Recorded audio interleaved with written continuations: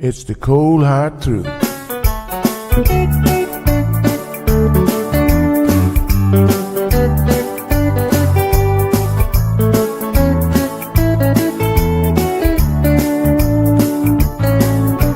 Everyone really want to know what's going on with her show. Just get on the air and you will know it's Sandra. The queen of the mile road is here, helping people from everywhere. Get on the phone and you will hear Sandra. Now she will tell you how it goes, but don't you ever step on her toes, 'cause you will hear the cold hard truth from Sandra. They say she's the hero in town, helping people from all around.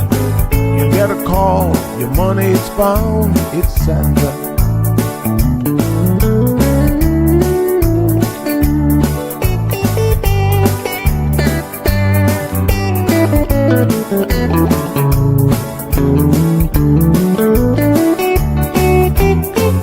Some will call her late at night just to say that there is a fight, and she will not just leave it alone. She'll get up and call on the phone, and when politics starts on her show, everyone really wants to know the way the things will really go with Sandra. Some will start to criticize, get on the show and tell pure lies, but someday we'll realize it's Sandra. And when they start to argue again, she'll pull the heads to the wind, and soon you will be a friend of Sandra. 'Cause every day everyone wanna hear from Sandra. Every day everyone wanna hear from Sandra. 'Cause every day everyone got to hear from Sandra. 'Cause every day everyone got to hear from Sandra.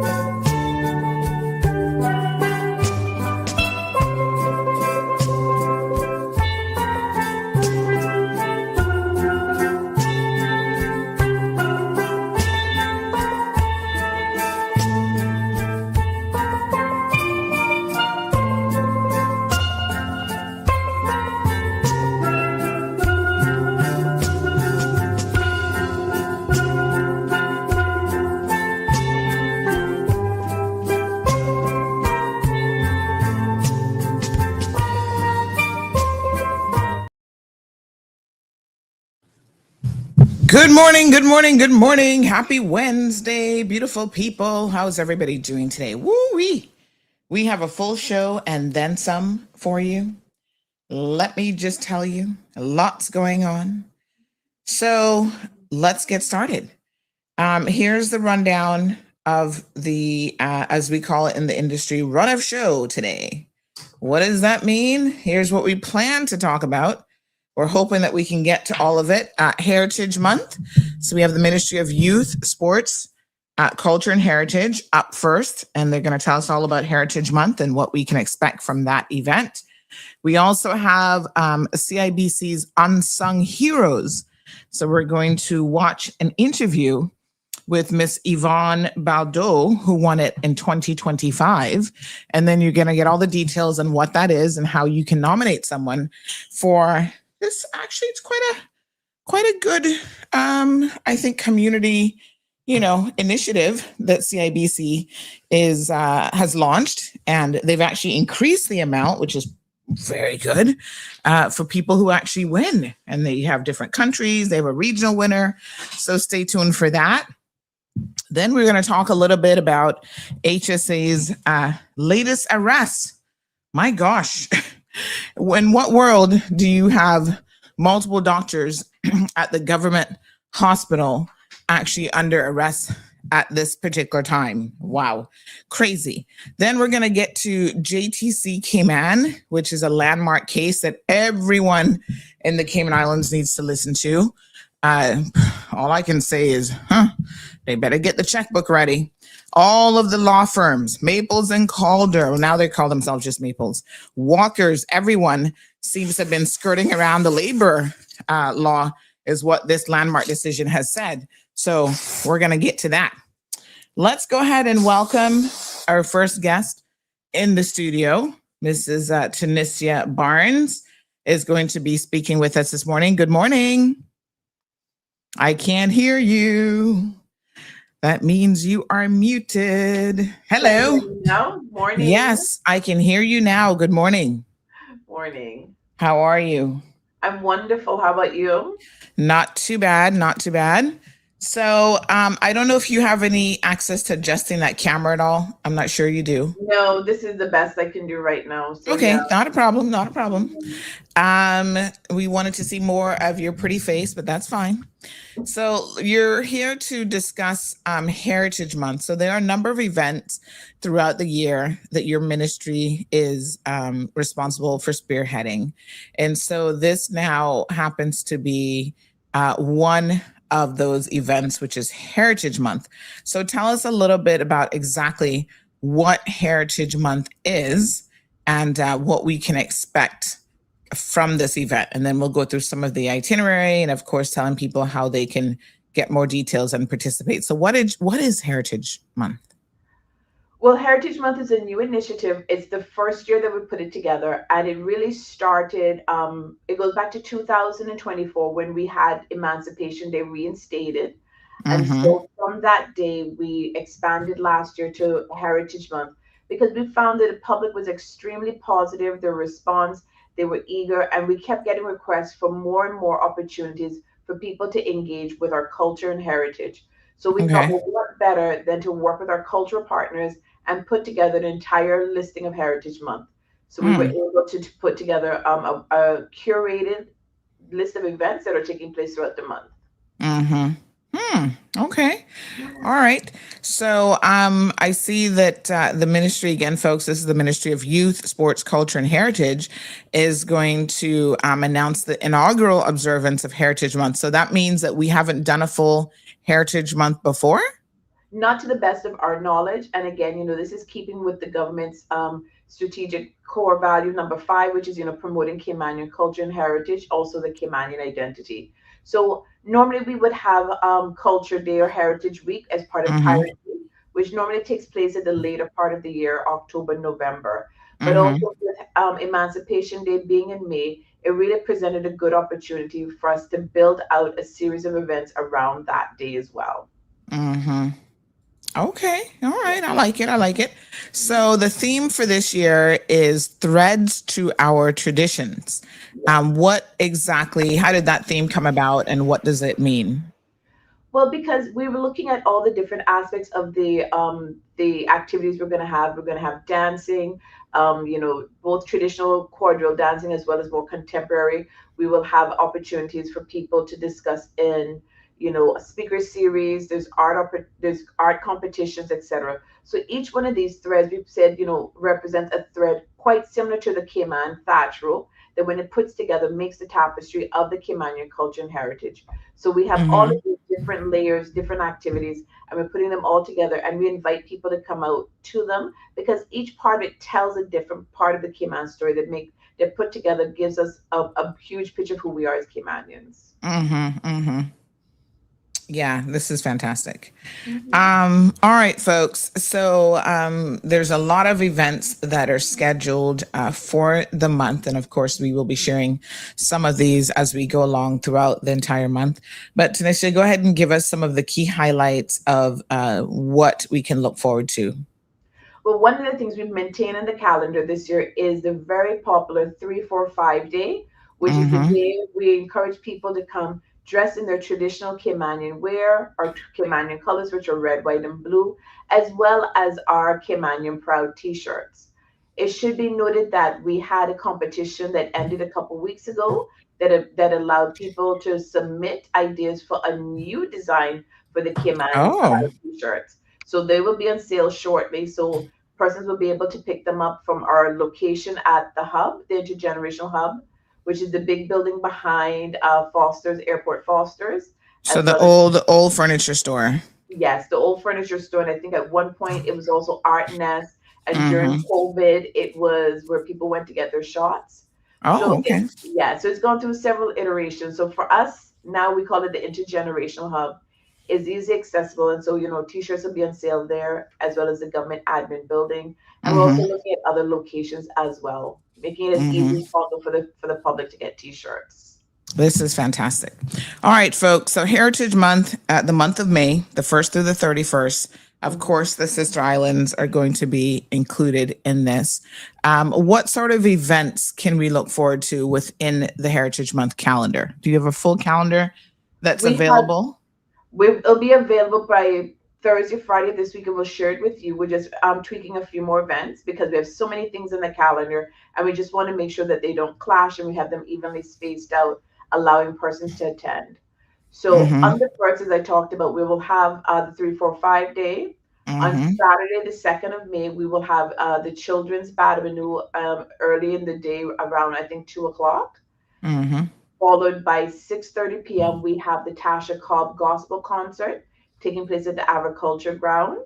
So that is Mm-hmm. also another free event, and we invite persons from around the community to come to that.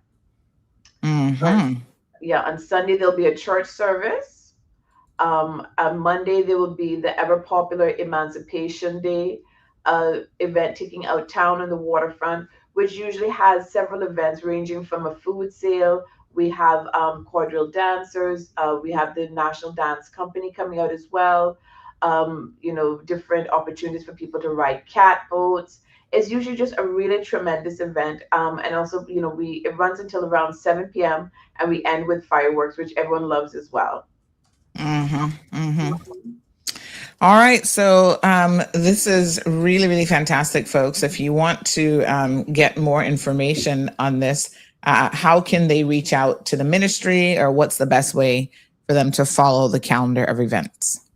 Well, I would encourage people to follow us on social and our social media. We have presence on Instagram and Facebook, as well as we have a Mm-hmm. partnership with yourself and other media companies that will be posting flyers coming up closer to the dates, allowing Mm-hmm. people to know what's happening. So the full calendar will be coming out soon, as well as leading up to each event. We have individual flyers and reminders letting people Mm-hmm. know when, where, and what is taking place. So Yes. we've taken extreme care to curate a really great calendar of events. We have done our best to make the events as free as possible to allow families to come out. And where there are charges, they're very nominal, and we try to keep them as low as possible. Mm-hmm. Mm-hmm.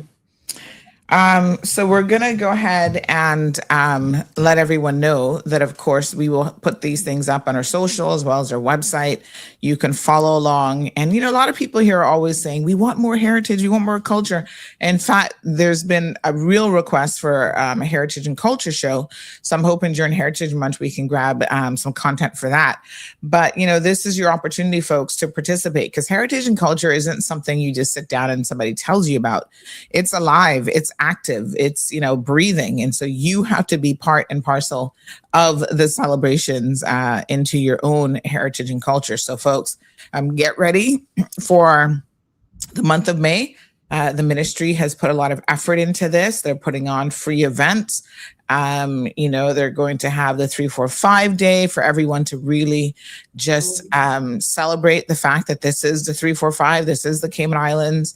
Wear your shirts with pride. I still, up to just last week, I saw someone wearing their hashtag Caymanian Proud shirt.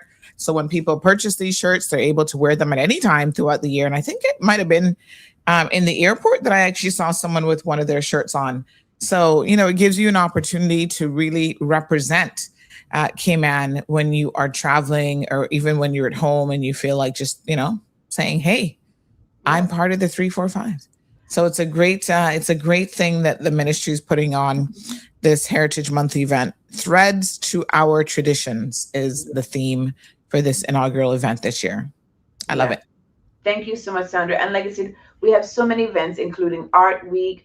The Prospect Playhouse is also coming board, and they will be doing a play called In the Heights as well. We have, the One Carnival, which was a project that we worked on last year, and we were quite proud to put together those two carnivals into one umbrella. Now Cayman and Batamoos joined under one umbrella as one carnival on the 23rd. So we invite everyone to come out to participate or to watch them on the street. So again, we have something for everyone, ranging from a gospel concert to carnival to an art show, as well as plays.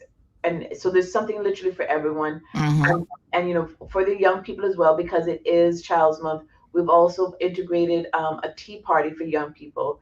So it'll be open to 100 young persons to participate in that tea party, like a traditional garden tea party.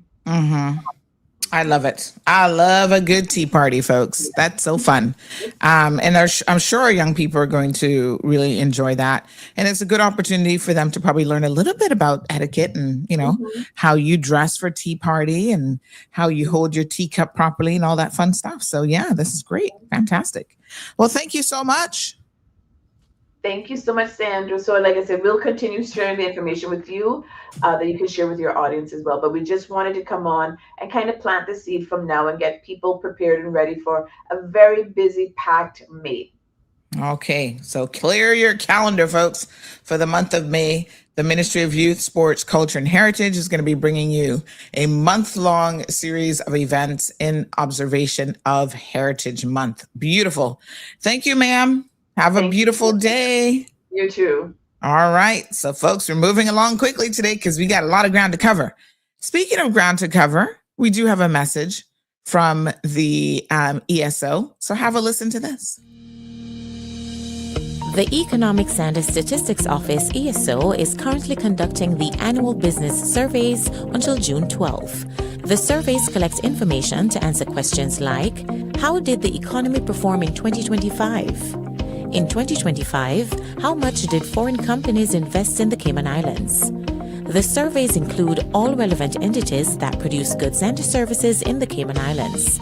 The surveys are confidential under the Statistics Act and are exempt from the Freedom of Information Act. Your response matters. Do your part. Fill out and return your survey forms to the ESO. Remember, better data, better decisions, better business. For assistance in filling out the forms or for more information, visit eso.ky or call 244-4676 or 244-4600. All right, folks, these business surveys, there's a number of surveys that the ESO does throughout the year, and they do them year on year. And this, these surveys are very, very important because they collate this information. And that is how the government will make decisions, everything from, how they can help small businesses to, just all sorts of initiatives and programs and where money needs to be spent, what the economy is doing. So please, if you receive a message to participate in the survey, not only is it required by law, but we encourage you to do so because it's information that will benefit once they collate the information. They get the statistical data. It is information that will assist in them doing their job. So, get it done. All right. So, good morning. Good morning. Good morning. How's everybody doing? Everybody good? Oh, yes. No, Aliano, do not say that. Aliano says, oh, great. Another useless ESO report. Aliano, if you've read the reports and you've seen that even sometimes in this program, we are asking for data that is in those reports. Like, how do we come to the conclusion of what the minimum wage should be? How do we do that? This is the information that's important, immigration trends and movements. So only an ignorant person, and I know you're not stupid, I'm saying you're ignorant because you're willfully ignorant right now. Only an ignorant person would say something like that because data matters. I mean, come on, folks. You always hear me say that I don't think we have enough because we only do it on an annual basis. Places like the US and days gone by, I have to make sure I word that correctly. In days gone by, you could get information, for example, about labor movement, how many jobs were added to the economy each month, how many job losses there were. And all of this stuff gives you indicators of what's happening with the economy and also drives policy decisions. So I'm disappointed, Aliano, that you said that. Aw, no bueno. Come on, do better. You know better, so you should do better. All right, well, Aliano, you're in the naughty corner for a little bit. Please go to the back of the classroom. And now let's hear about the Unsung Heroes Award from CIBC.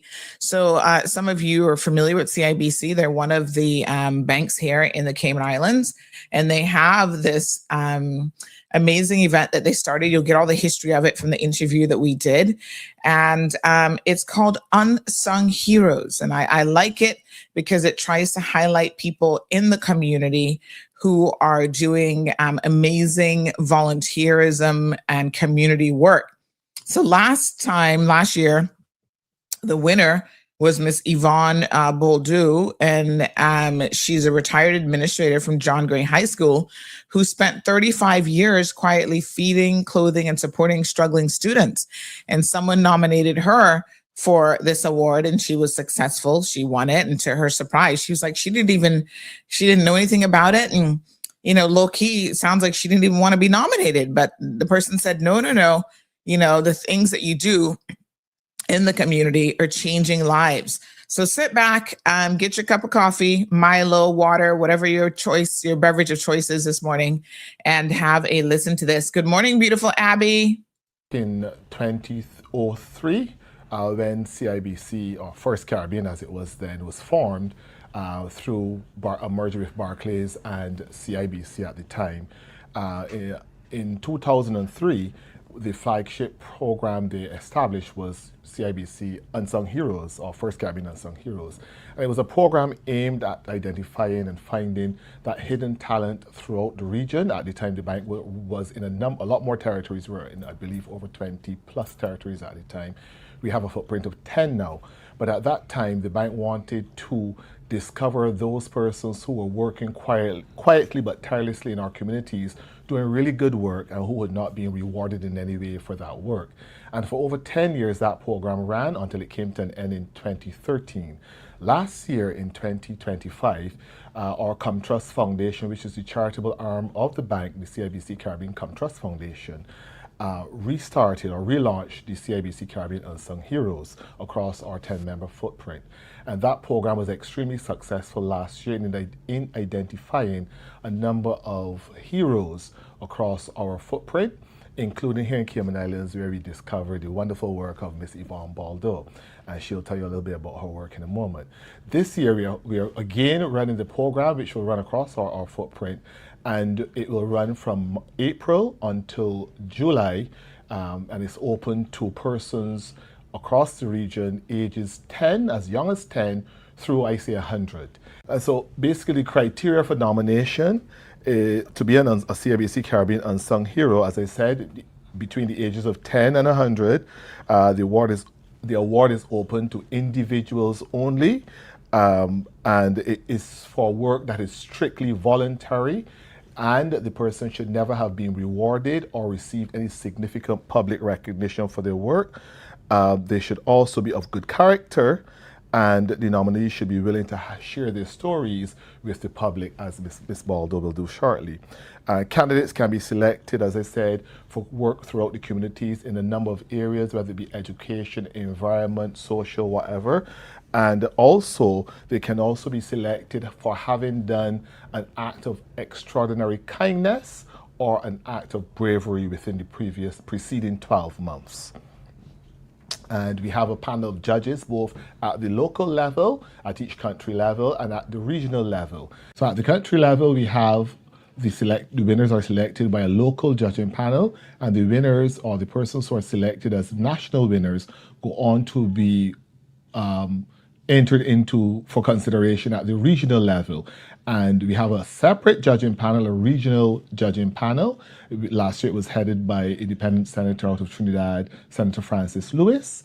And that panel will then assess the entries of all for the around the region, and from there choose our next unsung hero and 2 runners up. Last year, the prizes at the regional level were $5,000 $3,000 and $1,500.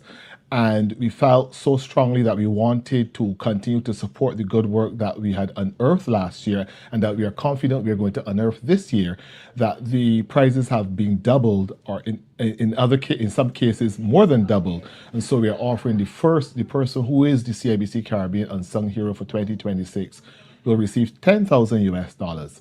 The runner-up will receive $7,000, and the third runner-up will receive $5,000. So we're really excited about the prize money. And I should also say that the person who has nominated the person who becomes the CIBC Caribbean Hero will also, or is also, eligible for a special monetary prize as well. So we're really excited about the program this year. We're excited to unearth the talent that we know is out there, the good work that is being done, and especially, like I said, persons like Miss Baldo, and I'm going to invite her now to tell us what it's been like for her being named CIBC Caribbean Unsung Hero for 2025. Well, it has been great. At first, it was hard for me to sort of accept it, because when you do things for children, especially children, you do it quietly. You don't want it to be a sight that you help this child and do what, So I struggled with it for a while, especially people come say, oh, you're an unsung hero. Well, what really surprised me was so many people was glad and they supported it. They said, it's about time. People finally do something, and they were so happy. And then it really sunk in that, I really achieved that, award. And it was good to CIBC Bank to run such a program, to recognize, because you do so much things here for children. And for instance, where I was at my job, and you try to help the children, and there are so much obstacles in their way, even the people in authority. Oh, you shouldn't bring food for children, you shouldn't do this, and you shouldn't do that, and you struggle with it. And you see some children who really need your help and are being punished, right? punished. And there are children who should really get it punished. They would not punish those children because of who they are. Just get a slap on the wrist, you know. So it's really, really great to work with the children to help them. It has been my life. How long have you been working with kids in the I've particular work that worked you've been with doing? those school for almost 36 years. And what was the most rewarding aspect of it over those 36 years for you? The most rewarding aspect of it is to see those children walk across the stage to achieve their goals, especially children whose parents couldn't afford the uniform, the food, to help those children. And some of those children, they don't even know their potential. You know, you have to push them. And to see them walk across the stage and get those subjects and become honor student, and you know where they're coming from, it makes you feel good, really good. Yes, that. Thank you. Yeah. So were you surprised when you realized that someone signaled you out and selected you for nomination for CIBC Caribbean's Unsung Hero for 2025? Yes, I was surprised, but what touched me the most, that person was also nominated. Oh. And she told the gentleman, no, I know somebody who deserves it more than me. And she nominated me. Oh, wow. And I couldn't understand, you know, in this, you've been nominated for something, and you say, no, I would give you a name who deserves it more than me. And that really touched me. And even though I tried my best to say no, she said, no, Miss B, you deserve it. And I thought, are there really people like this in this world? You know, that really touched me. It made me cry. We still have good, you know? Yeah, she said no. She did much more than me. Thank you for the wonderful work that you've been doing here in Cayman Islands. Always been a pleasure. The opportunity is there for all of you across Cayman Islands to support and nominate a hero when the nominations start from the beginning of April, and the program will run through the end of July. You can make your nominations and you can use the technology. You can do a written nomination. You can also do nominations by video. Use your phones, your smartphones to do a nomination as well. You can nominate persons, like I said, across any aspect, any work that they're doing, so long as they've not been identified before or have been signaled out for any special honor. Those nominations can be sent to unsungheroes@cibccaribbean.com. So thank you. We look forward to receiving your nominations.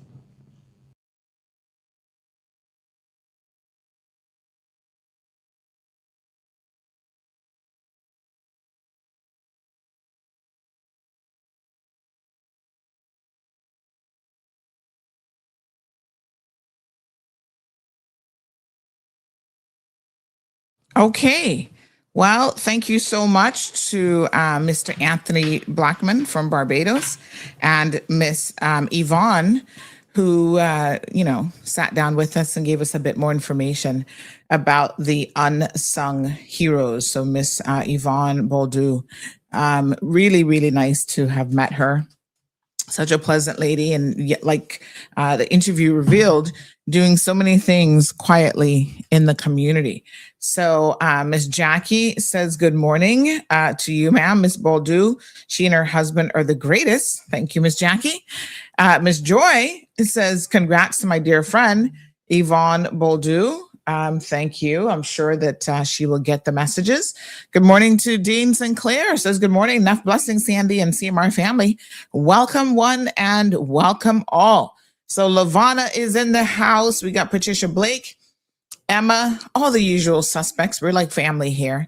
Aliano, are you still sitting in the naughty corner? You better be, because we're keeping an eye on you today. Hey, we got Dwin, who we haven't heard from in a minute, joining us from Rotan, Honduras. Dwin, what's going on in Rotan? Hope that you're doing well. So good to see you. Mm-hmm. We also have Felicia Rankin in the house. Jasara is here. Eve MC Barnett. Yes, good morning. Good morning to Miss Eloise. So if you know someone who, would be well recognized for the Unsung Heroes Award, we actually put up a story on this as well to just inform people that they've increased the prize money as the search has started in the month of April for the Unsung Heroes. So it goes through nominations now through the end of July. So take your time and think about someone who is, I don't want to use the word worthy, but someone who is, I guess maybe worthy is the right word. Someone who's really been given in the community and you'd like to nominate them for this award. It's Caribbean wide. So they do all the Caribbean islands that CIBC actually has a presence, including the Cayman Islands. And then I believe they then pick a regional, overall winner from those individuals as well. So last year, the 2025 campaign drew 39 nominees from across the region after the program was revived following a decade-long hiatus. So again, congratulations to the team over at CIBC. Fantastic. So good morning to Miss Michelle. Yes, Aliano, you're in the naughty corner. How can you not be in the naughty corner after making that ridiculous statement? I would be ridiculous for not putting you in the naughty corner. I'd be the worst teacher ever. Now I know some of y'all are used to horrible teachers. They don't reinforce any of the rules at all. They just let you do whatever you want, but not around here, Aliano. You should be in the naughty corner. So get in the naughty corner real quick. Let me adjust my camera just a tops. Oops. There we go. Honey child. Although I don't like this view because then my Instagram folks, they're only seeing the part of the flag that is the British part of the flag. Oh Lord, no. How can I adjust it so that it's our coat of arms that's visible? And then if I move it too far that way, you see the window and everything else. All right, we got to figure that out. I think I can mirror or rotate the flag. Hold on one second. Because people are going to be watching going, are you guys in the UK? And I'm like, no. Mirror my camera. Okay, let's turn that off. If I turn that off, does that fix it? Let me see. Okay. No, I don't think that fixes it really. That doesn't fix it for them, right? Okay, we might have to have a look at that and see what we can do, honey child. Oh, that just changes which side of my shoulder it looks like it's over. This side versus this side. All right, well, we'll have to think about that because I'm not a fond of just seeing the, what's the British part of her flag called? The Jack? Yeah, okay. All right, we're gonna have to work on that. We're gonna have to get a virtual flag or something back there because honey child, either that or if I do this, then you guys don't see that. You don't see it at all. But then everybody else doesn't get to see the coat of arms. Let me adjust that a little bit that way. We'll figure it out. All right. Good morning, Miss Michelle. How you doing, honey child? Yes, get in the naughty. Yeah, the Union Jack. Thank you. You have one toe out of the naughty corner now, Aliano, but the rest of you will stay in the naughty corner. All right, folks. On a serious note, the ESO, their surveys are very, very important. They actually have two right now that they're going to be launching. And the other one is in relation to the spring. Hold on now. Let me get the proper name here. This one is the Spring Labor Force Survey, which is starting on Sunday, the 26th of April. So that's this Sunday. Let me see. Okay. All right. So thank you so much to the ESO for doing and putting together these surveys. And they're important. Like I said, you shouldn't be annoyed by filling out a survey once a month or once, every spring. It's like, come on, folks. Really? Y'all need to do better.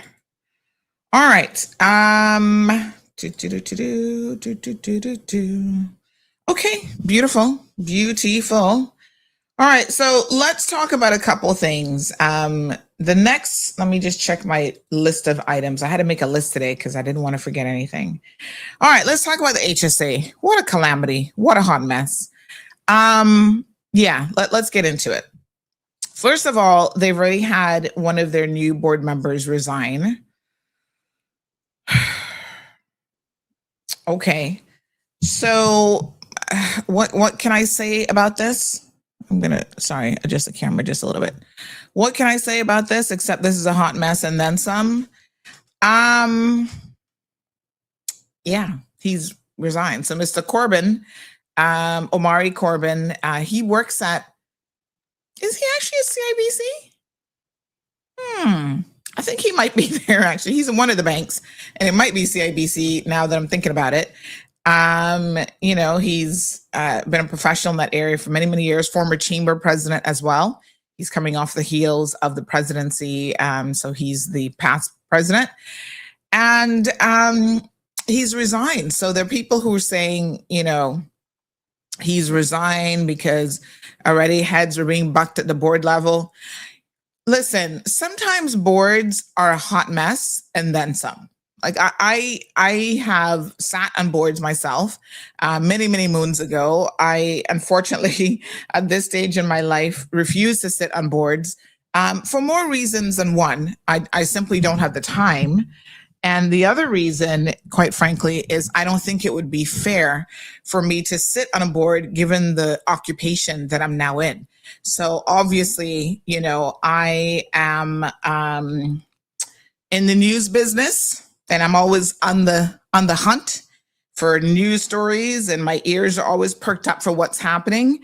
And so sitting on a board, there would be a clear conflict of interest. So I remember not this past election, but the election before, when Chris Saunders, I told you guys this story before, said to me that I could be on any board that I wanted, just say the word, let him know where I wanted to go. I respectfully declined and said, no, thank you. This is what I tell my daughter to say when people are annoying her or they're doing something that she doesn't want. I said, you start pleasantly and you say, no, thank you. And then if they keep at you, you're going to say it one more time, no, thank you. You let it be heard in your voice. I appreciated the offer, of course, but these things are political in nature, and so I declined because I don't need any favors from anybody. What I need is the government to just run the government the way that they should. That's going to benefit all Caymanians, not one or two. And of course, I saw movements of people being placed on boards that, quite frankly, should have never been on boards. And that's where politics gets into it. So Mr. Corbin has stepped down. And, what can I say about this except it's a hot mess? Some people have said, listen, there's more to this story. On the one hand, the official word from his camp is that it was something in his personal life that has come up that he's no longer able to dedicate the time to it. Someone else says, no, Sandy, there's more to this story than that. The board is already, bucking heads. And so this is what's going on. So I don't know. I can't swear for anyone on this front, but what I do know is it's a hot mess and then some. So these board appointments are not easy, and it's not always a situation that you'll find that your personality will even mesh with other board members, because you've got to sit there with them and work things out, and it's a challenge. I will say that for certain. All right, we got a bit of good news that has just come in. So, I love delivering good news. A lot of times people feel like I'm in the business of bad news only. We do so much behind the scenes that you guys have no idea on a regular basis. In fact, just last week, just a couple of days ago, I had this lady reach out and she said, let me see here now. This was a message about her son. his wallet was found, and she's like, oh my gosh, thank you for the amazing work that you do. She said, this is what she said. She said, the biggest thank you, Sandra, for posting this, when an amazing person reached out to you to do the right thing. This is my son's debit card, and we were beyond happy to receive it back. Your work is greatly appreciated. Cayman kind. And this is someone from overseas. Lately, we've been having a lot of overseas people leaving stuff behind and losing their stuff. So, yeah. So anyway, we're going to deliver some good news this morning because we love any kind of news. Good news, bad news, and different news. We're just all about the news. So listen up. We got some good news this morning.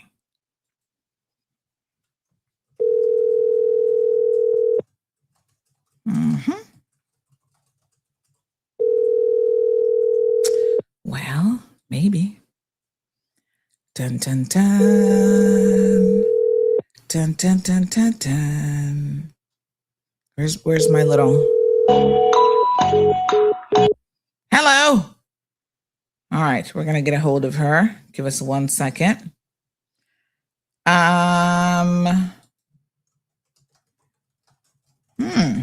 Okay. All right, we'll try her again in just a second. Oh, text message. Let's see. She sent us a text message. Can you call back later? All right. Good news. Good news. Answer the phone.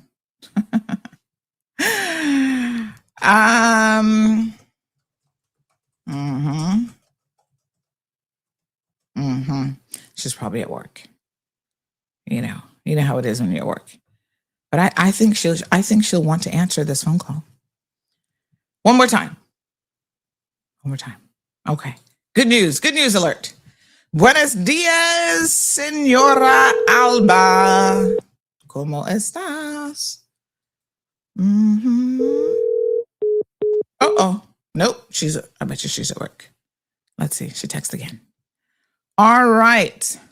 Oh, missed call. Oh, we have a missed call. Who called us? Oh, that was from a Jamaica number. Okay, now she's sending us a voice note. We can't listen to voice notes. All right. So anyway, the good news is she messaged us at 9:12 p.m. saying, hi, good night, Miss Sandra. Sorry to message this late. I lost my purse with my bank card money, driver's license, health card, etc. Somewhere between Chill Spot to Butterfield Bank in Midtown Plaza. I would love your assistance by posting for me, please, and thanks. And so I am letting her know. Oh, she said call back. I figured she wanted to know this. But we have found it. This is good news. Good news delivered first thing in the morning. Let's see. Okay. We're trying one more time. Uh-oh.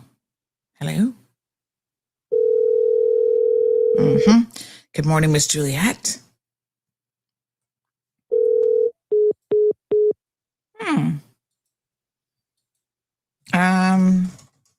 Oh, okay. Okay. What's going on with the phone lines? Oh. It sounds like it's trying to connect as you hear it rings like once or twice and then it's and I don't know what the means. All right. Maybe we try in WhatsApp. I don't know. Lately, the phone lines have been a little bit less than ideal. Right?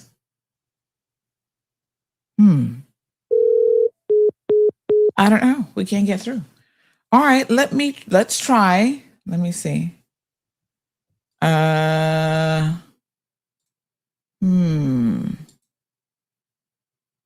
Can we try? Let's try WhatsApp and see what happens.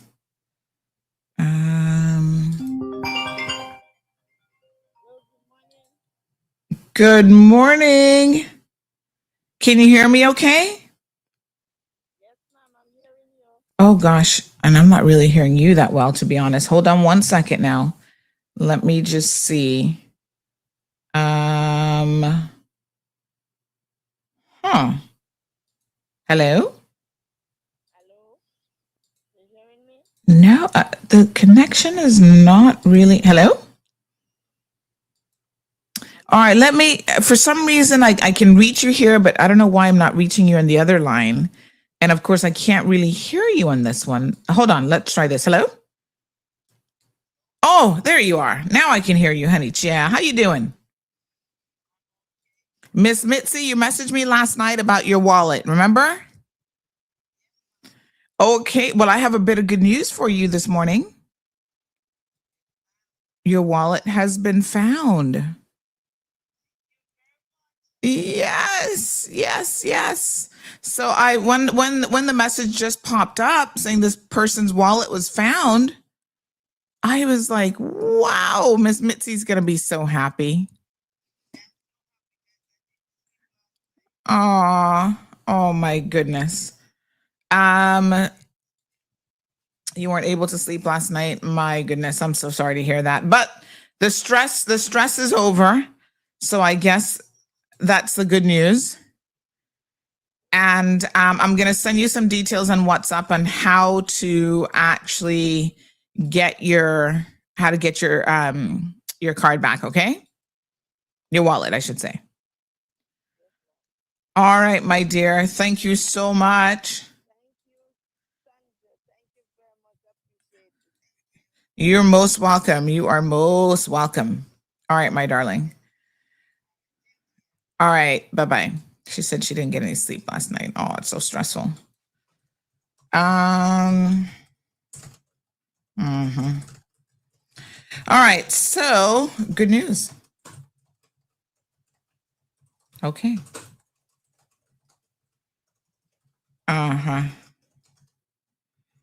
I'm aware that you guys were not able to hear her, and I don't know why. It used to be that we could hear people like perfectly fine on the WhatsApp calls for the second number, but lately I do feel like I need to work on that. So it used to work, and now I don't know what happened.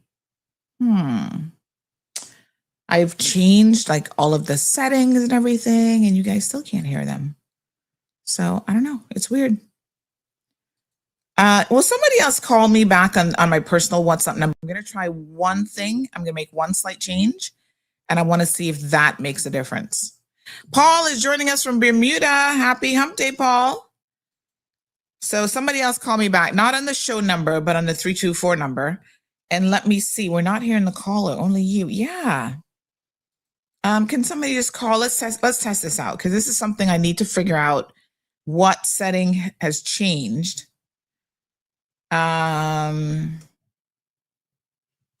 Yeah. Which is strange, right?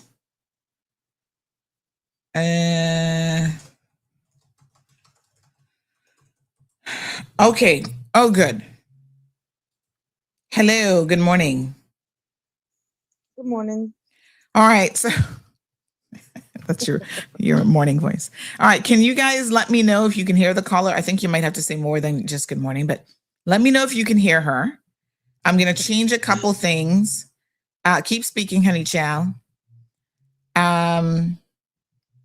You see, right now, I can't hear you, right? So this is where it gets weird. Can anybody hear her? Hello? Yeah, I can't hear you. So I can't hear you. I'm just going through all of my options here to see, because the point at which I can hear her. All right, how about now? Nope. Hello? I can't hear you at all. It's very strange because the only setting that I'm able to hear you on that nobody else can hear you, apparently. Can you hear me now? Okay. So I can hear you on this one. It's a bit strange. Interesting. And now there's an echo. Now there's an echo. Oh boy. Try some.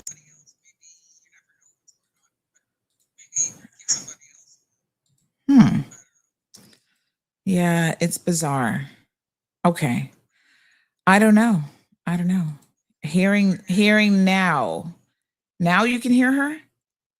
Only heard morning from the other caller.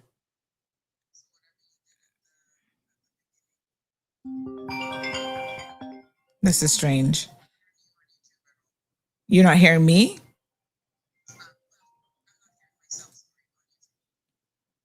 Just heard her say okay, and now there's an echo. Nothing else.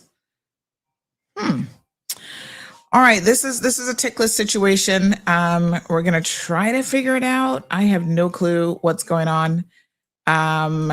It used to work perfectly fine, and then it stopped working, and now I don't have a clue. Very, very bizarre. All right.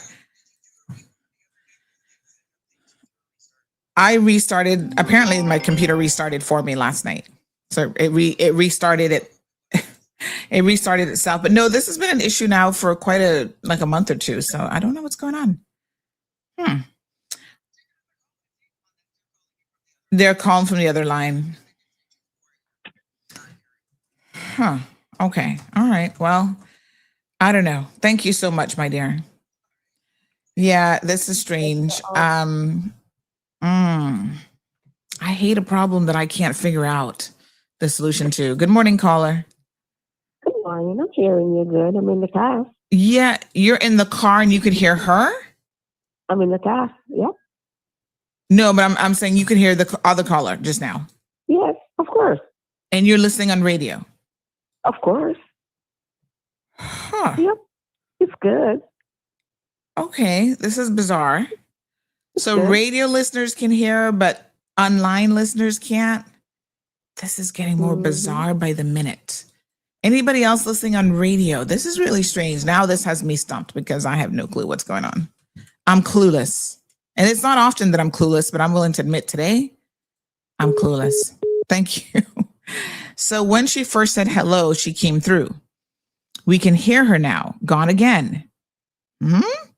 Make the changes and then wait about 20 seconds and have the caller count down. Oh my goodness. Good morning. Hello. Morning. But we were hearing her. We heard her too when she said, okay, that's interesting. We heard when she said that too. You did? Yeah. And on radio. How are you listening? Online. You're listening online? Yeah, we heard her, man. It's just that you click in too fast and maybe the messages that coming in online coming in too slow. Okay. But we were hearing her. I heard her morning voice when you said that's your morning voice.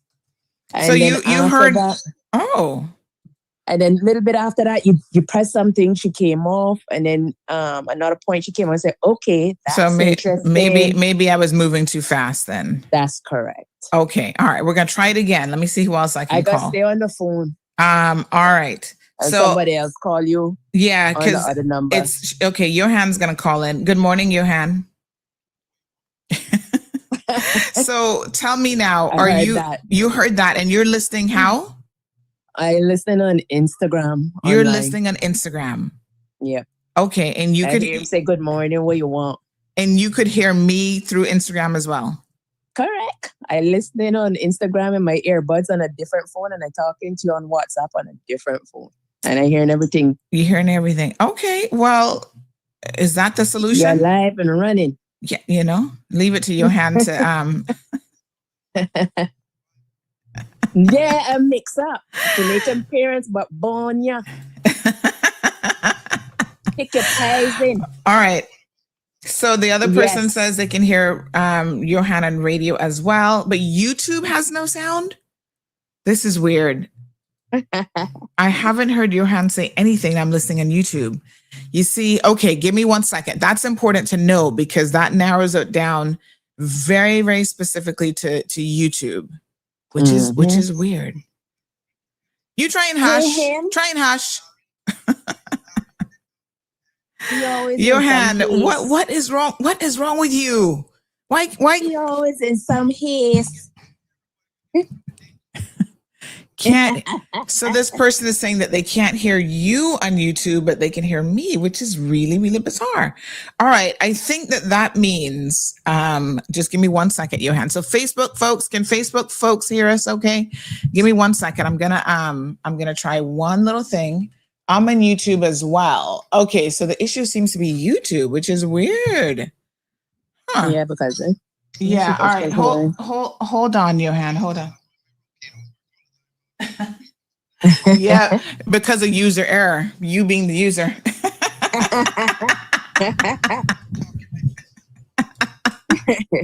Every time you call, I can't watch no football, Sandy. I'm like, oh, here comes Johan again. All right, hold on one second, Johan. I have an idea. Looks like I need to go into my system settings here. We're gonna solve this. Teamwork makes the dream work. That's correct. So let me see here. Now, Johan, we're gonna get to some labor and employment issues here. So I'm interested to hear your take on some of that for sure.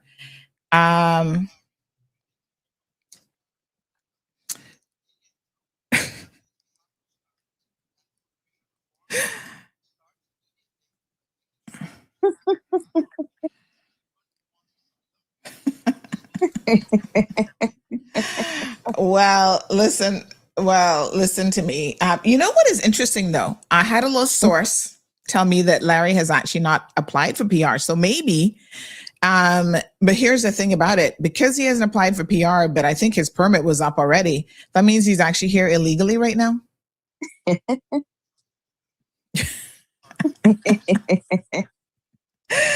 Oh, but I guess his excuse is going to be he's stuck here because of this court case. But hopefully he's leaving and he doesn't bother applying because, yeah, he doesn't get that. We'd go and protest and hit some drums and something in front of that immigration building. Good riddance to bad rubbish.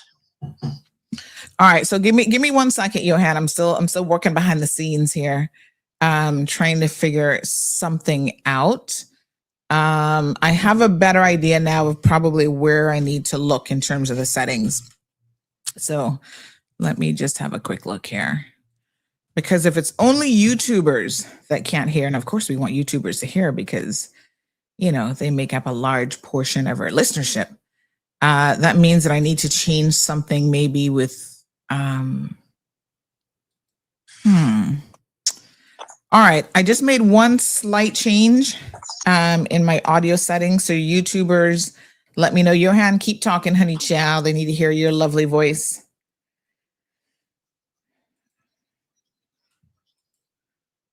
Don't be ridiculous. Yes. You're calling my personal number, but you're on air. So other people, no, I know you're not that dumb. Yes. But how else am I testing if people can hear you if you're not on air? Think about that for a second. Still can't hear him.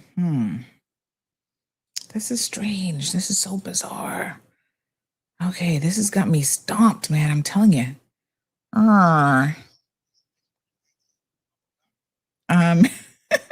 He's not my expert. He works for other people, not me. Ay. Try and leave Marlon alone. He takes his job seriously. Oh, I think. No. I think I've discovered it. I think I got it. Hold on, Johan. Hold on. Okay, talk to me now, baby. Talk to me now. Yes, let's hear it. Lord Jesus. Can anybody please hear this man now so we can try and get him off air? Anything. Go on, Johan. Go on through. Say something. Nope. Still. What on earth?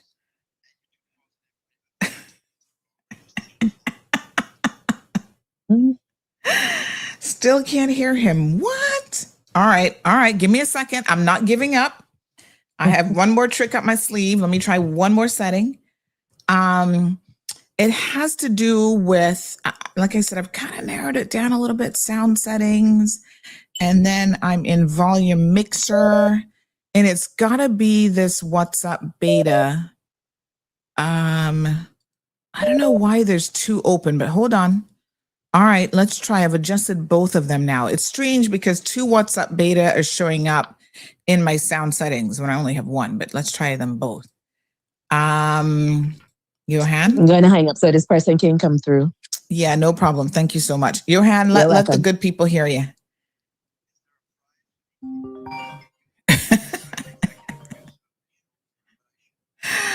OMG. No, sir? Still nothing? Just you and the lady. What? This is so strange. Oh my gosh. Auntie, Yes, ma'am. I'm on Facebook and I'm not hearing Johan. You're not hearing me? Johan. No, Oh, I'm you're not hearing Johan. Johan. No, I'm from Facebook. Oh.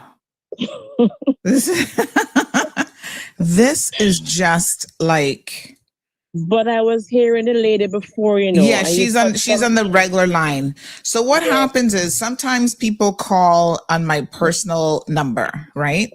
And I want to ensure that both things are able to take calls essentially. And it used to work perfectly fine, and then all of a sudden It's not working now. it's not working. No.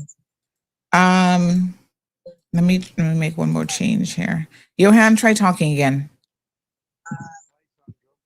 You see, there I can't hear him. No, I'm not hearing him. Hello? Not hearing you. All right, thank you, my darling. Johan, I don't know. This one has me perplexed.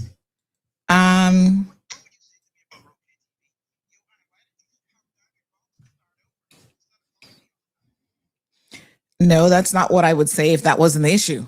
Last time it was your internet provider. It had nothing to do with me. I'm just saying.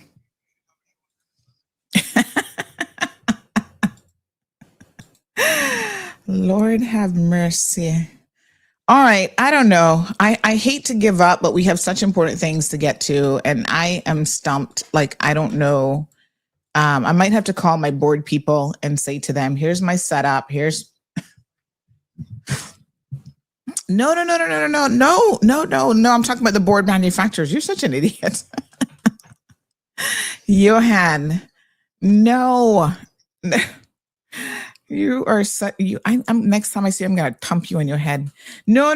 Sometimes they can help me figure things out. But the thing is, here is the weird part is I normally take really good notes. So I have my notes here. It says incoming WhatsApp call. So I have the default main stereo microphone set up, and I can have it on volume mixer main for both output and input.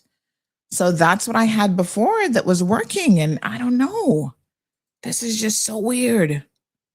Oh my gosh, this is going to bother me to no end that I can't figure it out, but we got to move on. This is this is when I get a little bit like OCD that I can't solve a problem. And then you recognize that in life, not all problems are solvable at this time. Now look at this. I actually have 3 versions of WhatsApp that has showed up. This is so weird. All right, you know what I'm going to do? I am going to close WhatsApp. How about if I did that? All right, let me close WhatsApp and then try it again. I don't know. I can't. Oh my gosh. You guys have no idea how much this bothers me. It reminds me of back in the day when I would have a computer problem. I had to call Alistair. I'm like, Al, you got to come over and help me right now. And if I couldn't figure it out, I'm like, take the whole computer down, take the whole thing apart, start over. That's how I'm feeling right now. But anyway, we got to move on. We gotta let it go. This someone said finally Johan has been censored. Oh my goodness. This other person says, I hear you and the lady, not big mouth Johan. Still not hearing his big mouth. Y'all are so horrible. But people could hear him on radio. So I can hear him on radio and nothing on social. This is bizarre. This is really bizarre. We heard at first. Okay, I don't know. Okay, this is just one of those mysteries. All right, there's a logical explanation to this, though. There has got to be, because these things work around logic. There's no such thing as, I know y'all be telling me Auntie Julie be trying to get into my, Auntie Juju from the BRAC be trying to get into my equipment, but I know that that's not logical. And I'm trying to operate on logic here today. Okay, we gonna figure it out one way or the other, but let's move on. Okay, let's get back to the HSA board. What a hot mess. I feel it for the minister because Lord Jesus, woosa, she has got her hands full and then some. All right, board member has resigned. I guess she'll have to find a new board member. I don't know exactly, what's going to happen there, but she's going to have to find a new board member. And then on top of that, we now have the fact that you see, this thing is changing, I have a suspicion that I know what's going on, but my settings are not staying where they should be. Let's see. All right, we're going to try it again here in a second. So let me tell you what I've been able to discover. First of all, the doctor's name is Dr. Price. What's her first name? Hold on. I got to go to my own story to remember her first name. She spells it differently. This is a thing that's a bit bizarre. So HSA physician, her name is Dr. Candice. She spells it Candise. So Dr. Candice Price, she is a consultant in internal medicine based at the HSA's main campus, which is the Anthony S. Eden Hospital now. She has been arrested for basically participating in some sort of immigration fraud. I mean, let my brain process this for a hot minute, because here is what I find really, really crazy about this. We're doing shows and exposés about people who, the Cayman BRAC couple, and, they're in the businesses of everything else, right? But part of me doesn't expect a professional, a physician, someone who's hired by the HSA and probably making at least six figures. These doctors make good money, for them to be dishonest and fraudulent. You know what I'm saying? And then I see something like this come to light and I'm just like, we can't trust anybody. The bottom line is this: we cannot trust anyone. When I say that, I am being 100. Doesn't matter what they do in life. That's why you can't trust the pastors. You can't trust school teachers. You can't trust politicians. You can't trust your own children, your sisters. My God, what is this woman doing? Like, seriously. I think, like, where's the logic in this?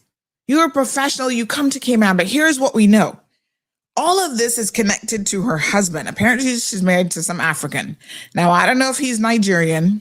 Sorry, Nigerian folks, y'all do have a reputation for being scammers at a different level. I can't say exactly what part of Africa he's from, but I do know that when it comes to relationships and relations, women especially, I don't know about men, but maybe men too, but women especially do really, really stupid things for the sake of a relationship and for the sake of holding on to a man. No good men. Why? Child, you should be trying to get rid of them. You should be trying to give them the boot, not holding on to them. My God, but oh my God. I don't know. So apparently my sources, and I was digging. I felt like I was worse than a dog. When you get some dogs and they love to dig in the yard? I was worse than that. What digs better than a dog? I don't even know, but I was digging, trying to get all this information for you guys. The husband has a fake passport. What? This is who we're allowing into the Cayman Islands? Yeah. So his passport, his paperwork is fake. And apparently, allegedly, she knows all about it. So then she, in turn, in order to get him to Cayman, you see, this is the ridiculousness now. She lied on her paperwork to support him coming here. This woman has been here for over 7 years. Anybody knows how long the husband been here for? Hello.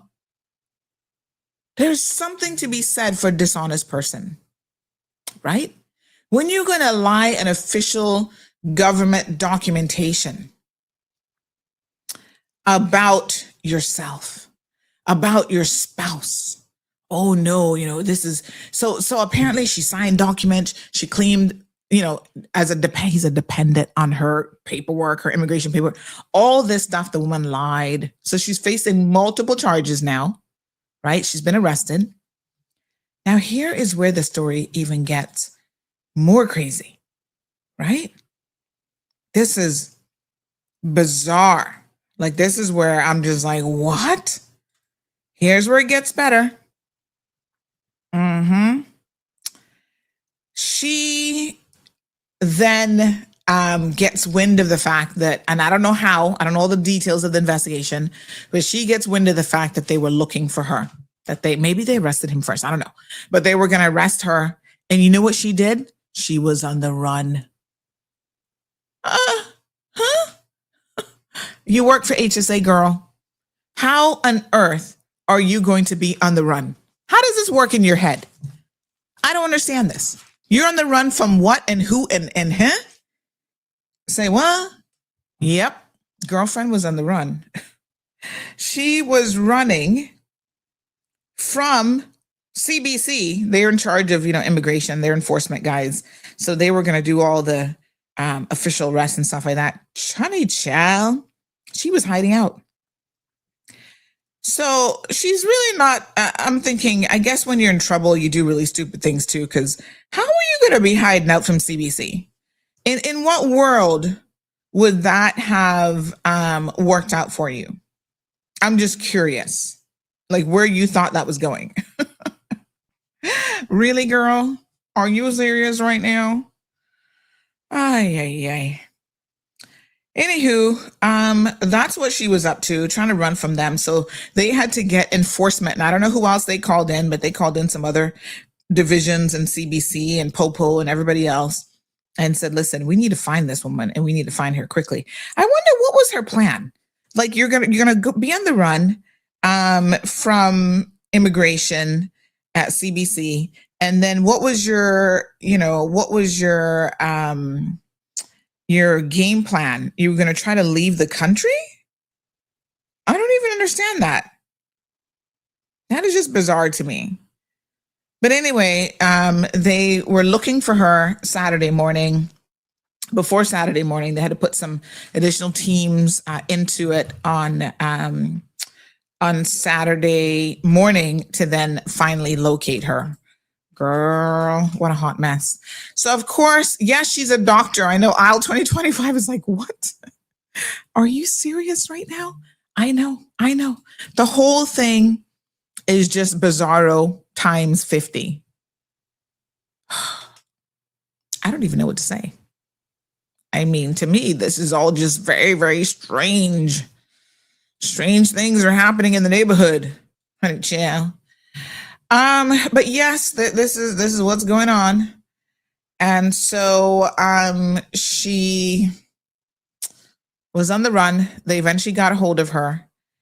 And now they, I don't know if she's still in custody or if she's just been, detained. And then, sometimes they give people bail. I would say that they have good reason, really good reason, to probably not give her bail, given her attempts to be on the run. And so we all have to now wait and see exactly how this is going to play out. It's a hot mess. CBC, good job.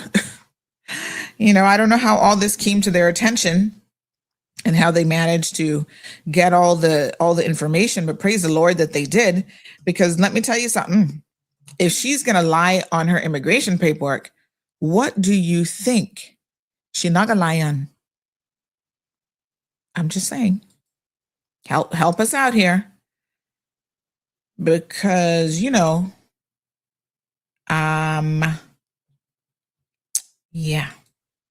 I would, let me just put it this way.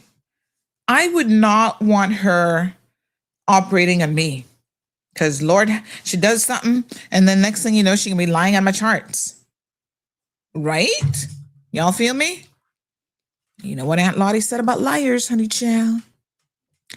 You better run from them. So I don't know. How are you guys feeling about this? What's his phone number? 936-2626. Give me a call. Tell me what your feelings are on this situation. I feel like this is crazy.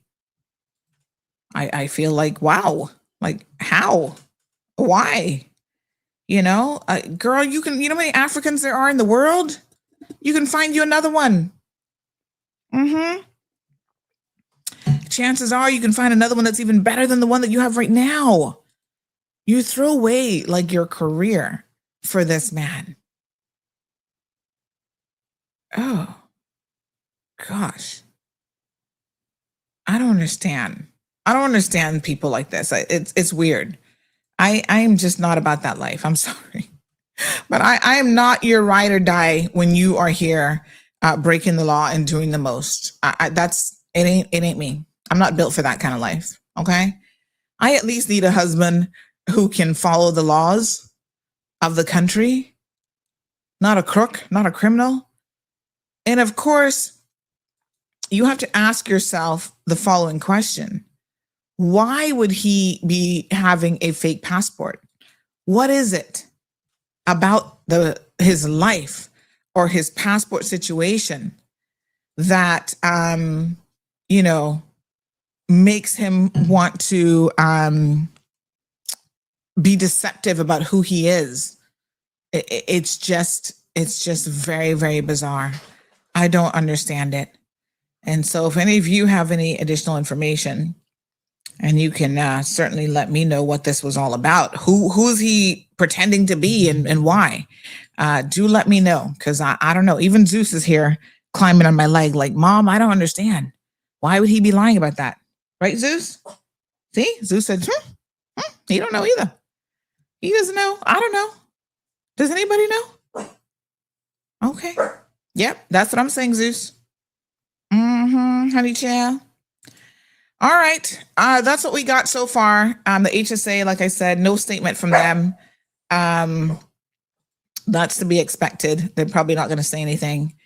What I do know is they've taken her off the roster for next week. So if you had an appointment with her, right, Zeus? Yeah, that's what I'm saying. Okay, sir, sit. I got to put him under manners now. He's getting out of hand. Come on, sir. Come on, sit down. Sit. Sit down. Go on, sit. Go on, sir. Come on. Good boy. Sit down. Stay. No barking. Good boy. So I don't know what to say about Dr. Price.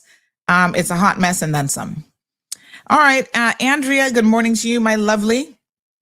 Says, besides this is Cayman, how far could she get? I mean, like I said, I don't know. Andrea says, is she really a doctor? You see, this is a thing, right?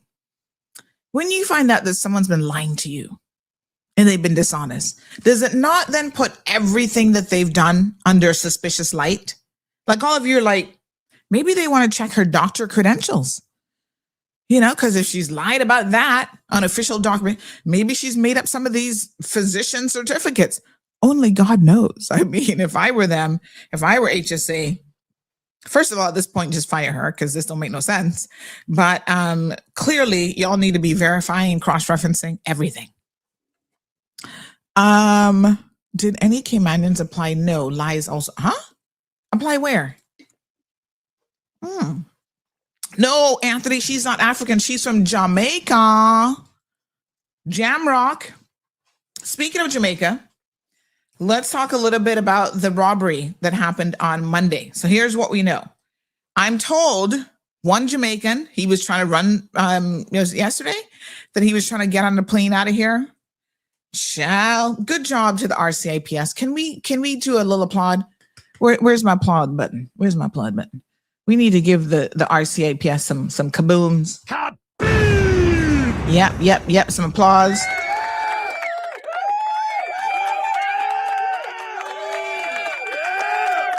Yes, honey child.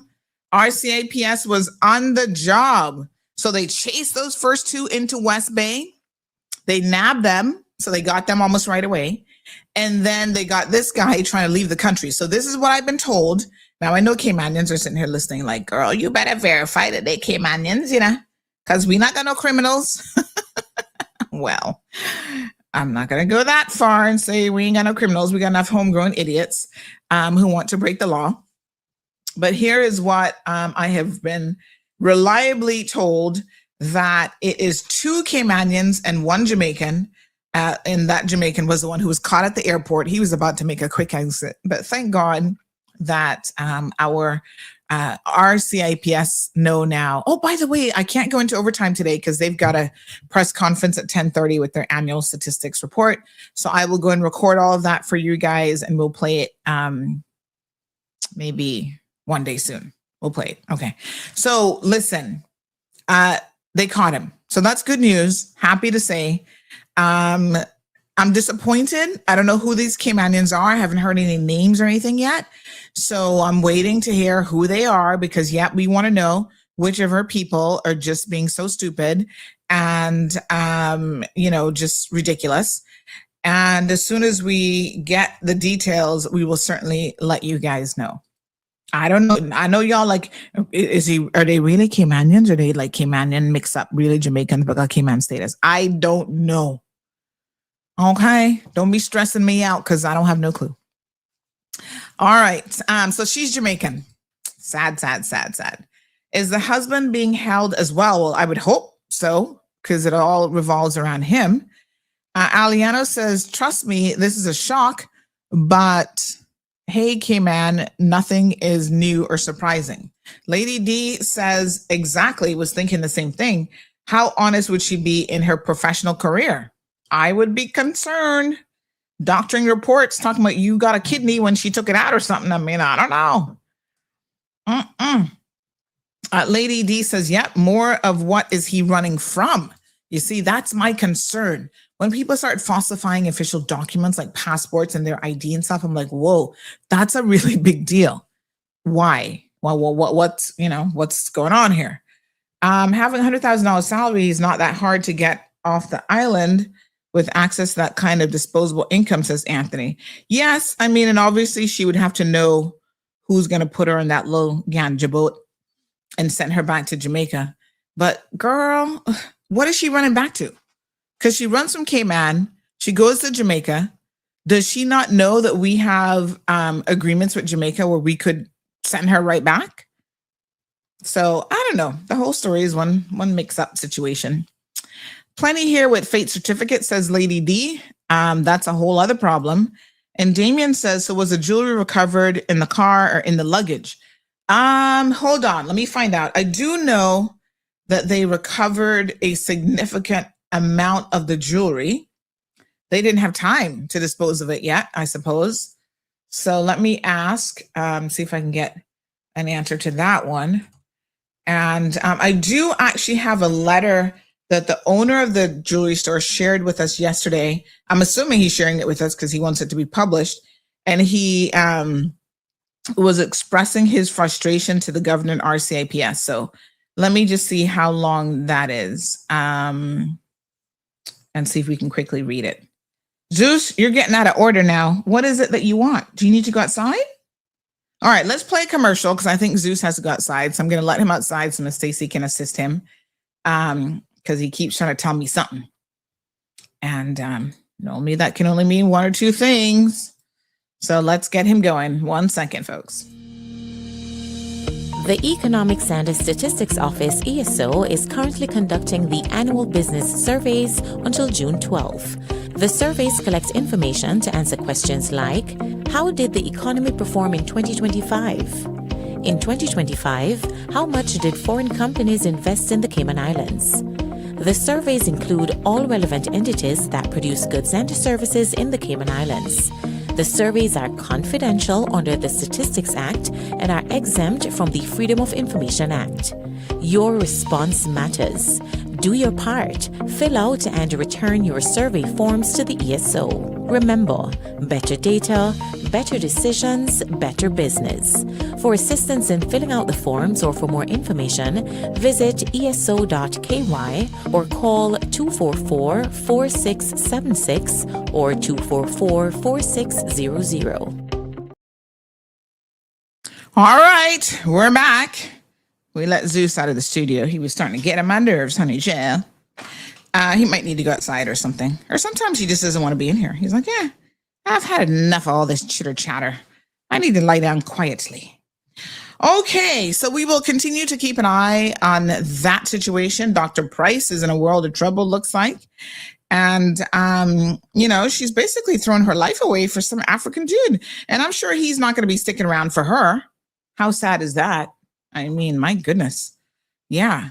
I've seen some crazy stories, though. I was watching one the other day that was very, very disturbing on YouTube about this guy who married the school teacher. And she, unfortunately, was having relations with underage boys, like a little 13-year-old. Oh, my God. So disgusting. And this husband, right? When the father called, because they had gotten all this on recording and everything. When the father called, and the father was like, look, your wife is a horrible person. Da-da-da-da. At first I thought, okay, she's lied to the husband and he doesn't know everything.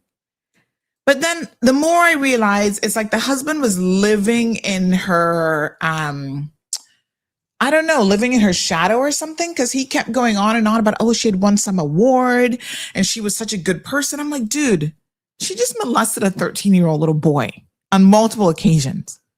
Oh, like, don't get the police involved. We'll settle this. We'll pay you money. The father was like, oh, you crazy? You're a disgusting man. And she is disgusting and you're worse than her. The husband was trying to cover this up. Now, maybe some of it's like public embarrassment. Like he doesn't want everybody to know that his wife is a child molester. But dude, really? Your wife is a child molester. You don't stand by your man or woman under those circumstances. So come on, folks. No, sir. All right, let's move on. Good morning, Sandy. Your puppy's telling you, Mommy, we need to get rid of some of these people, some of these no good people that come here and are trying to fool our people. You know what I mean? Hot mess. All right, let's read quickly the letter from the jewelry owner. We got it yesterday. And so I will, let me see where he sent it actually. So I will publish this so you guys can take your time and read it a little bit later on. Is it long? Yeah, it's kind of long. All right, we're not going to read the full thing, but he just expresses some concerns about this daytime robbery. Yeah,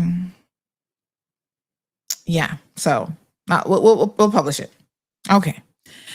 Let's talk about JTC Cayman. Honey child. Now this is a hot mess and then some. Okay, let me give you the backdrop here to the story. So my understanding is that JTC Cayman is one of these companies that I guess does company management and other services, right? And they used to be, what was the name of their company before? Merrill Lynch. I think they bought out Merrill Lynch. Is that the one that they bought out? So they're basically an international fund and incorporation services company. And apparently they have been around for a minute. And my sources say they make a lot of money. Yeah, like a lot of money. So they had a young lady that they had employed for how many years did she work with them? 30 something years, some ridiculous amount of years. And so when it came time then for her to, retirement age, okay, we're going to retire you. And a lot of these companies do this. And this is where you guys need to pay attention, because there is a decision now that has dropped, that has come out from the Labor Appeals Tribunal that basically says, and this is very, very important, that when you leave because of retirement, right? You've been there for 30 years, 40 years, 50 years. Listen, I know some people who were at Maples for 45 years, right? And they leave and Maples gave them a little check for like $2,000, $3,000. This labor decision says, no. You're supposed to give them 1 week per year of their highest salary that they were paid at, their last salary, their highest salary. And so these companies, if this decision is accurate, there's no reason to they claim that they were going to appeal it. They did so at a time. This is a landmark decision. This is huge because I know for a fact that these companies have been getting away with this. And what they do is, and I think that this is them trying to, I guess, hoodwink people. Like, I don't know what the companies are actually thinking, right? But what they do is they'll say to you, okay, you are coming up on 60. Say their retirement age is 60. You're coming up on 60. We're going to go ahead and retire you out, right? So they're taking you off of your regular contract, but then they're going to offer you, this is the thing in it, they're going to offer you a new fixed term year to year kind of contract. And a lot of people say, yeah, you know what? I'm 60. I feel like I'm 40. I can still continue to work. Let's keep going. So they continue to work. They accept the new contract, 12 months. And then at the end of the 12 months, they might decide, okay, we're going to give you another 12 months or 6 months or whatever. But here's the thing. From the second they end that first contract, what this decision says is that they need to be paying you your money. So Caymanians are normally the ones who are going to be impacted by this, right? You have the right to be here your entire life. You've been working for these companies for 20, 25, 30, 40 years, even 10 years. Do not allow them, okay? Do not allow them to not pay you your money. Now, the really crazy thing about this is if JTC had just paid this woman, and I mean, in the big scheme of things, it was really not a whole lot of money. So if they had just said to her, you know what, you're right. We're supposed to pay this on interpretation of the law. This is what the law says, that she was entitled for severance for the entire period from 2005 to 2024. So we're just going to pay you. They said, no, they're going to fight this. They go get themselves some big lawyers, HSM, and they start to fight it. And the labor tribunal comes back and said, no. The labor appeals tribunal. No, honey child. Now they're on the hook. I want you to listen to me very, very carefully. They're on the hook to paying out all the other people. So if you ever worked for any of these companies, I don't care which company it is, I don't care if it's JCT, Walker's, Maples, I don't care. This decision impacts you. If you walked away at 60 and 65 years old and did not get your correct payout, you need to now get on your email. Send them an email. I've spoken to the attorney involved in this. First thing you do is you email them and advise them of your rights, like your rights, okay? She was on a permanent contract, not a fixed term contract, up until July of 2021. The company, of course, argues that they terminated that permanent contract when they retired her and replaced it with a temporary fixed agreement. This decision says that at that point, right, when they terminated that permanent contract, they should have paid her for the 30-something years that she was working. All right?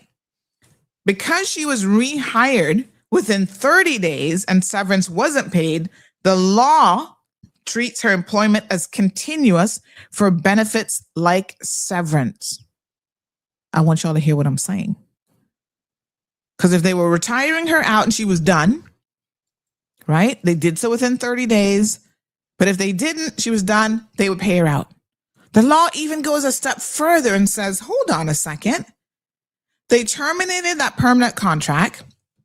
They quote unquote rehired her and replaced it with a temporary fixed term contract, right? She was rehired within the 30 days, continued working, severance wasn't paid.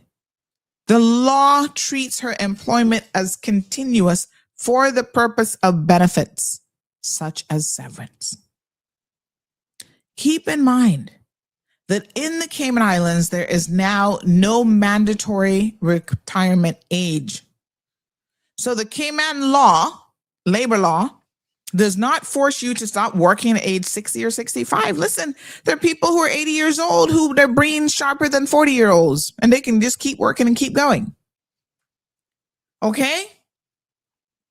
So when you talk about these normal retirement age in quotes, in contracts, that's mostly when they may access your pension, not about your automatic termination. So these are some key things now that came out of this decision. And this is why it's important that all of you pay attention. Because like I said, I know a lot of people that this is going to impact. Okay? For the purposes of severance, here's the basics in terms of what the law says. Who qualifies? If you've worked more than 1 year of continuous employment, how it's calculated. So you get 1 week per completed year of service based on your final salary. When is it due? Immediately upon termination of the employment relationship, unless there's a very narrow thing here. There's misconduct, poor performance with warnings, and those are some of the exceptions that apply. So somebody terminates you basically for cause. That's a different situation. Now, this retire and rehire tactic is something that a lot of these firms have done over the years. In fact, like I said, I worked at Maples briefly, well, over 3 years when I was in law school. And so I know a lot of the people there, Caymanians, and a lot of Caymanians, you know, they would work for a very, very long period of time. And, you know, some even now that were there when I was there and left, and they're now just, you know, coming to that age where Maples is saying, okay, at 60, you know, we're going to say bye-bye to you. And Maples isn't paying them. And I know if Maple's not doing it, Maple's the big boys, they're like at the big, you know, top of the food chain. If Maple's isn't doing it, not a single one of these other companies are doing it. Y'all better get your paychecks out and pay some people some money. Mm-hmm. I know one person, she worked over 40 years at Maples. You know what they gave her as a parting gift?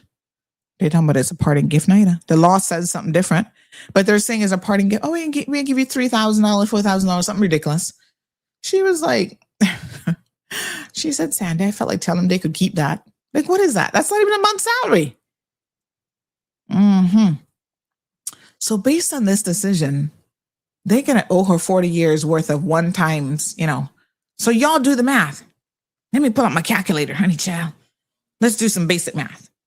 So say she was making, and I don't know what she was making because that ain't none of my business, but for the purposes of demonstration, say she was at some point now making $5,500 a month. I don't know what she's making, right? And she was there for 40 years. So it's 1 week per year. That's right. So you just do 1 week per year. So 40 years, 1 week salary. So somebody help me out here. So say she's making $5,500. What's the weekly on that? 1 week per year. All right. We got any mathematicians here? Ooh, I'll just have chat do the math for me. Lazy. Okay. So let's demonstrate. Yes. Okay. Mm-hmm. All right. So let's demonstrate. If a person was making $5,500, $500 per month, $100 per month, at 40 years, what would their severance payout be? Mm-hmm. I don't even, the time it would take me to open my calculator, AI is going to tell me what the answer is. Lord Jesus, we are going to be so dumb at the end of this whole AI thing. So here's the breakdown. AI Samantha did it for me, honey child. And don't forget too that any interest. So if you left already and they didn't pay you, here you know. They gonna owe you some money, honey child. Because you gotta calculate interest because you're entitled to interest on that money as well. Lord, I want y'all to pay attention to what this decision says. So here we go. Here's the calculations. Thank you, AI Samantha. Under the Cayman Islands Labor Act formula, 1 week's pay per completed year of service, a person earning $5,500 per month for 40 years would be looking at roughly $50,770 in severance before any interest is applied.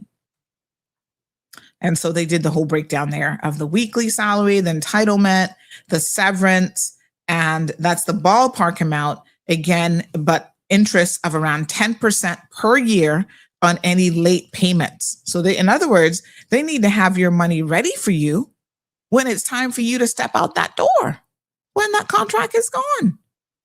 You understand? Ooh, honey child. How many of you have found yourselves in this situation? I have to wonder. I think it's a big number. Not for nothing, but this is crazy. So JTC, and again, I don't know anyone at JTC. We reached out to comment, they gave the standard. They were disappointed by the decision, but ultimately, they JTC, you guys have opened a can of worms. All of your corporate counterparts must be pissed off at you right now. Like, why y'all didn't just pay this lady and make this quietly go away? Lord Jesus, what a hot mess. So here's the thing. This is a big situation because many employers, like I said, really use this tactic of retiring and then rehiring. Okay. And so they take staff and they say, oh, yes, we're going to offer you a 1-year renewable contract. So you continue to keep working. We need your services. Obviously, you're still working. So they're going to still pay you. Normally nothing changes, They're not going to pay you any less. They're not going to pay you any more. Like pretty much they keep everything the same, except now you're on a fixed term contract, right? And they do not address the issue of severance owed on the original long-term contract.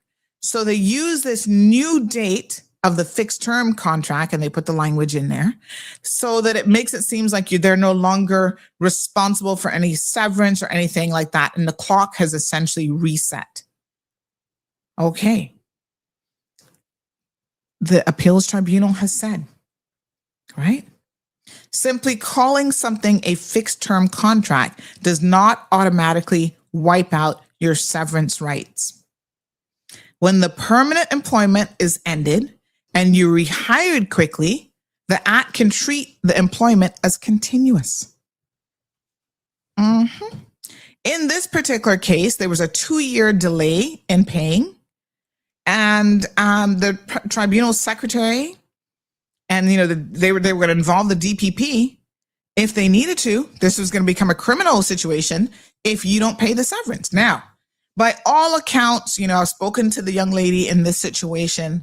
By all accounts, JTC was dragging their feet even on the payment. So much so that the DPP's office, the appeals appeals labor tribunal had to say to them, look, if you don't pay this woman, because they'd given her one date to pay, they didn't pay it by that date, ignored it, came back and said, look, if you don't pay her by this date, this is your final opportunity to pay her. We're going to refer this file to the DPP's office. Don't play with us. And I thought to myself, wow, you guys are a corporate company that makes billions of dollars, and the labor appeals tribunal had to threaten you, with payment. Like if you don't, with criminal prosecution, this is crazy, absolutely crazy. But that's what they did. They dragged their feet, and they were not, So she started her case in March of 2024, and they didn't end up paying her until February of 2026. So they literally, February 27, 2026, that was after the tribunal secretary advised their lawyer that failure to pay would result in them involving the DPP's office for prosecution. I'm disappointed. And someone said, wow, JTC does a lot of trust business. This is why many of these firms do force redundancy.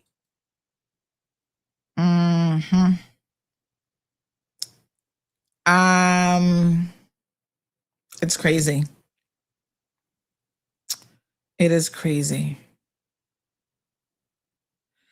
So someone says, having sat on the tribunal themselves, that the law needs updating, and they were aware that the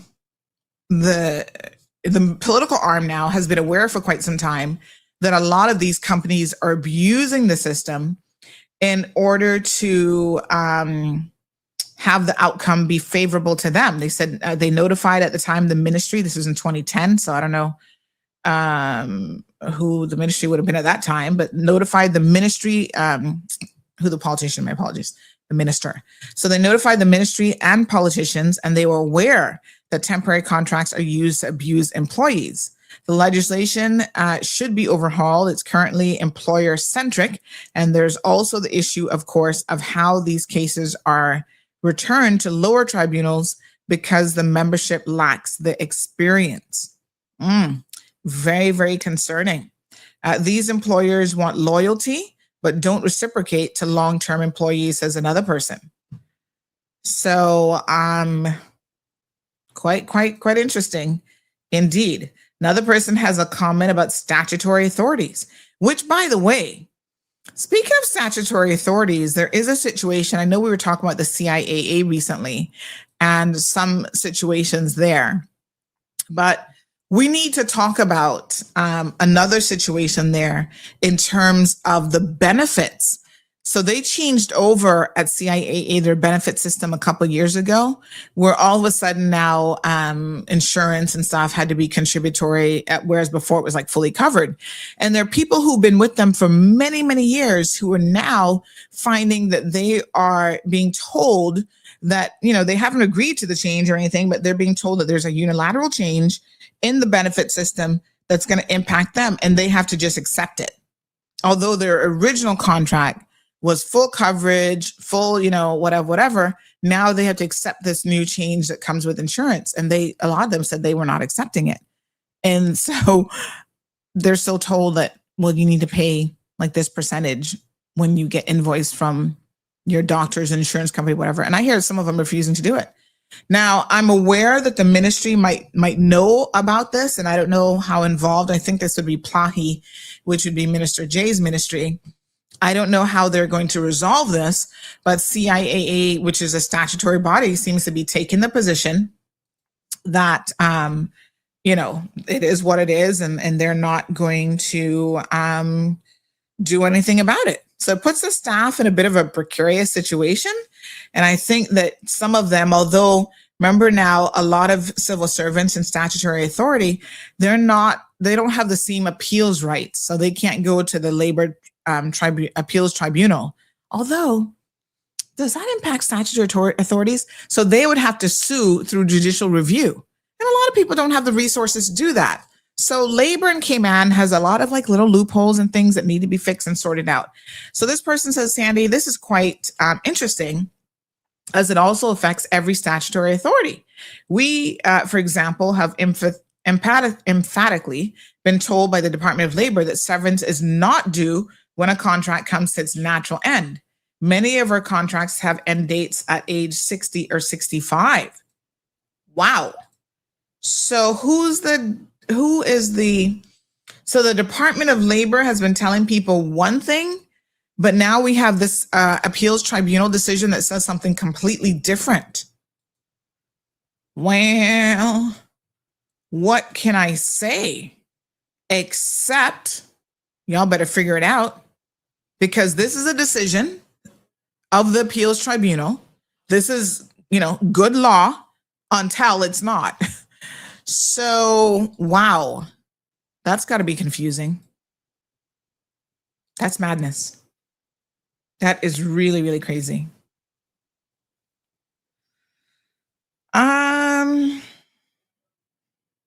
mhm. So let me just confirm something here. Good morning, Sandy. Okay. So, I mean, on the one hand, I must admit that the Labor Appeals Tribunal, when I think about the legal reasoning, it does seem to make sense to me what their decision is and what they've said. But, you know, decisions are certainly subject to appeal and certainly subject to being challenged. Now, this particular instance, it could not be challenged because they ran out of time. They claimed that they were going to file a challenge and appeal, and then they basically filed it out of time. So the appeals tribunal was like, no. So this person says, so question, if a company has two entities and they cancel your contract with one and transfer you to the other, but continue your length of service, would you still be entitled to severance? I would say yes. I mean, it's the same company, right? You see, this is how these companies, I think, have been trying to creatively work around the legislation. And I think that, again, just drawing upon my limited, and I do say limited, I have a law degree, but I always tell people I'm not a lawyer. But based on my limited understanding, and employment law was one of those courses that I did, you can't, it goes against the grain of and the intent of the legislation to do things like this, because you're purposely, right? What would be the other reason that at 60 or 65, when that contract is ended, you're going to move them over to another entity? That's because you're trying to escape liability from one contract to the next. And you cannot do that, right? That goes against the grain of everything that the law stands for. So generally speaking, court decisions, when they see individuals trying to circumvent legislation, whether those individuals are individuals or actually companies, generally speaking, they do not allow you to do so. That's how the law works. The law is like, you know, you're not, even like when it comes to lifting the corporate veil. The corporate veil is something that, okay, you've got the company, and the company structure is respected and protected, right, under law. But when you see that people are trying to hide behind the corporate veil, there's certain things with fraud and whatever, that the courts will say, no, we're not going to allow you to do that. It's like companies who are going bankrupt, and then they try to move the funds from like one entity and put it into another entity. No. When the courts see that you're trying to do that, they're like, no, you can't do that. So they will strip the corporate veil in situations like that, right? So be very, very careful, because that really does not pass the sniff test, as we say in law. So this is a big decision, and it's going to be interesting to see how many of you are paying attention and listen. The first thing you need to do is you need to write to your employer, if you still are working with them, or former employer, and you need to say to them, look, I'm entitled to my severance, and I'd like to be paid. You should also know that there's no limitation period on bringing a claim for severance itself in the law. There is for unfair dismissal. That's a tight 90-day window, but there's none for severance. So you can claim severance plus interest even years later. And then the interest, because the severance attracts an interest of around 10% per year. So, you know, you'll have to figure out exactly what that amount is.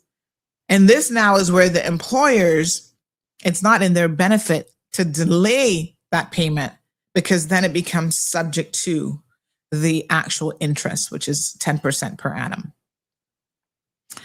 So reach out to them first. I would do so in writing, of course. Send them an email. Refer to this judgment. You guys can go on the judicial website and find the judgment. My apologies. That would not be on the judicial website. This is a appeals tribunal, appeals tribunal.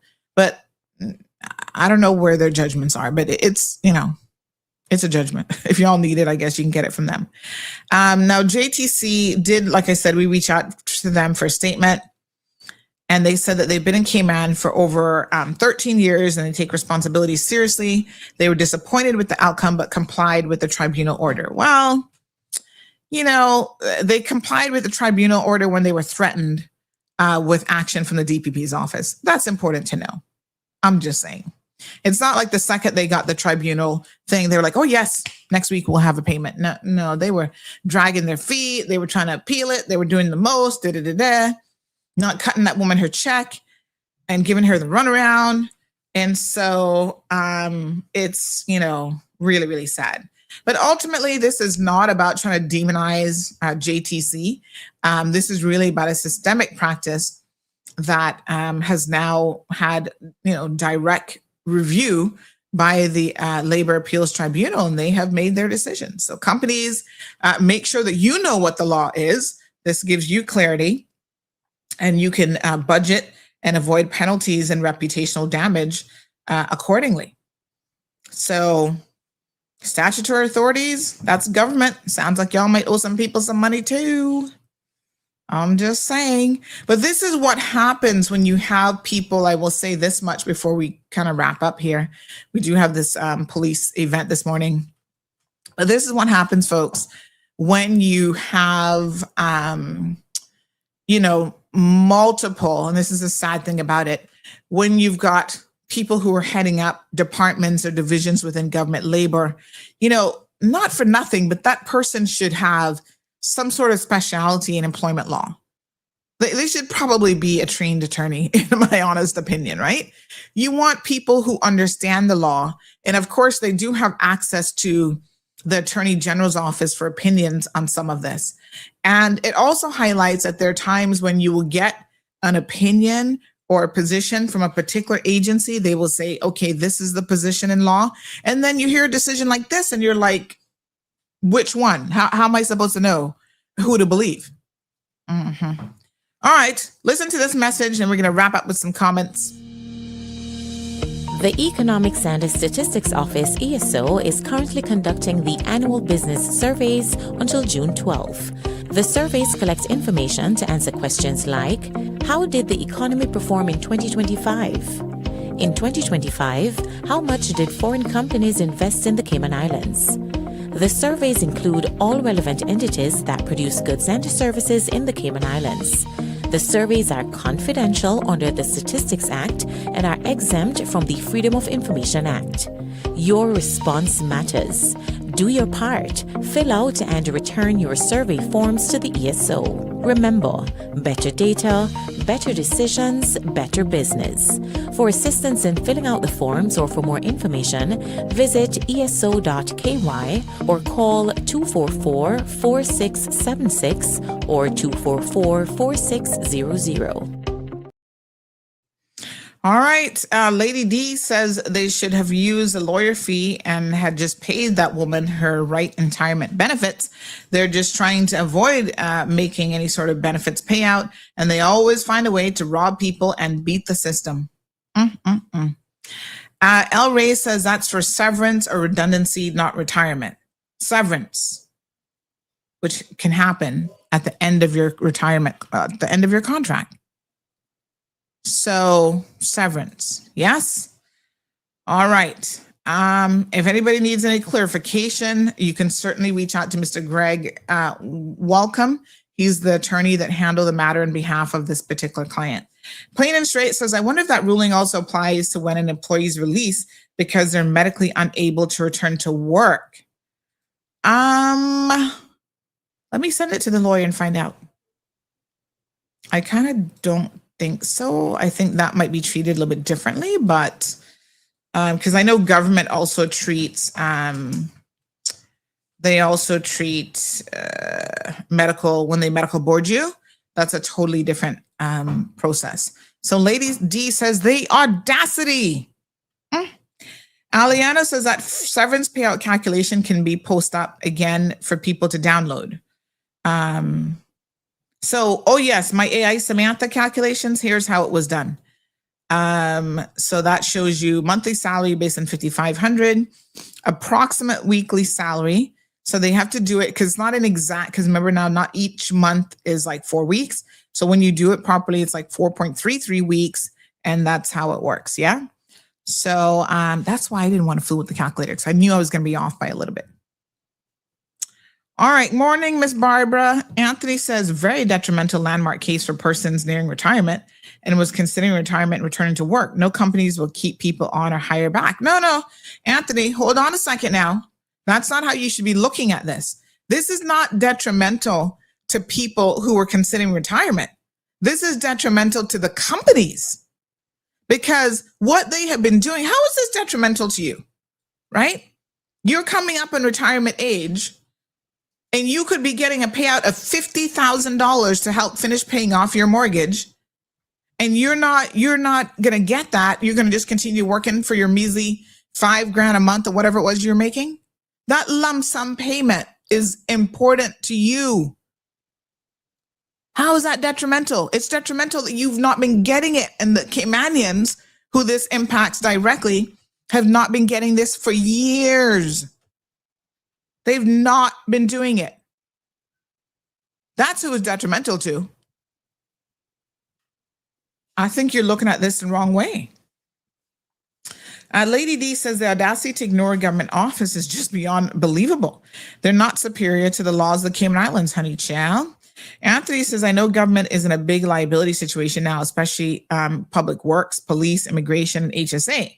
Well, you know what? Listen, people work for you for many, many years. You have to know the labor law, and you got to fall in line. I saw some people, Mr. Stanley Hill among them, who was like, no, this is so unfair to companies. And I think, at what point do companies not realize that they can't just continue to get the benefit of people's, people work for you for years. And yes, you pay them a salary, but you're also getting a benefit of them working for you, right? And so it's a give and take relationship. And so a lot of companies just want to be in a profitable situation. And this is what I tell them. Listen, I'm a business owner. I understand some of this. I get it. I can probably feel it on both sides of the equation. But you have to decide. Either you don't be in business if you can't afford to pay people, right? Or you pay them as the law stipulates that you should. It's as simple as that. So you get into business and then you don't want to follow the labor law. You don't, okay, if I'm going to have someone work me for 30 years, this is what I got. You got to pick your poison. You got to pick how this is going to work. Greg says, I'd like to retire at 55 or once my youngest has finished university and is settled in a job. I turned 51 in September and have been working since I was 18. I don't want to keep working until 65 or later. I want to enjoy life while I'm still young enough to make the most of it. And that's fine too. I mean, Greg, there's certainly nothing stopping you from doing that. And I know that there are a lot of people who that's their position in life. They feel like, yeah, the mortgage is paid. The kids are adults. They're like, maybe they got some investment property. They're like, I'm not going to stress myself out forever. Listen, if you're in a financial position to retire at any age, I would say knock yourself out and do it. Like, that's great. Work-life balance is something that I think we're all striving for at some level. And it's really, really important that you have that. And some people don't have that because of who they work for. Anthony says, wasn't Greg a past member of the DPP? Yes, he was. He's one of those that have left in the last couple of years. They've had a mass exodus of mostly Caribbean attorneys that have left the DPP's office. They can't hold on to no Caribbean people unless the Caribbean people are willing to kiss some British rear end royally, like Miss Petite, Nicole Petite. She was the one who was advising them to pursue my bribery case. Shame. Shame, shame, shame. My God, what is wrong with you all? Anyway, hot mess. Hill Construction says business was paying 5% bonus on every payroll. The labor law was created for a vote. So what businesses are paying bonuses on payroll? Your business? Because if you're saying that as a general situation where every business is doing that, then that's ridiculous. The labor law was created for votes. No, the labor law is created to add balance and fairness to the employment situation. Labor, every single country that is, worth its soil has a labor law. So I'm surprised that is your position and that you say that, because I think that that's actually a ridiculous statement to make. We need minimum standards when it comes to labor, and that is what the labor law is all about, setting those minimum standards of engagement, of the things that you need to do. Otherwise, you guys think we see abuses now. Lord Jesus, only then would you see them. All right, we got to run. We got to go do some recording. Mr. Hill says it's nothing short of political theft, an authoritarian system of government. Well, what I would say to you is show me somewhere else in the world. I think you're a Trump supporter. Do they not have labor laws there that try to protect people as well? Come on now. Every country has one that's worth its salt. I don't know about communist countries. Maybe they don't have a labor law. I don't have any idea. All right, folks, we're going to go cover some police stuff for you.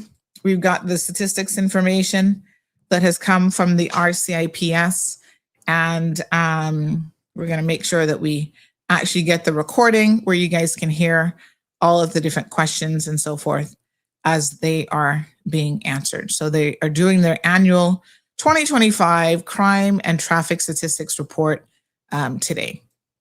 All right, beautiful people. They have Social Security. They also have a labor law. I mean, I don't understand.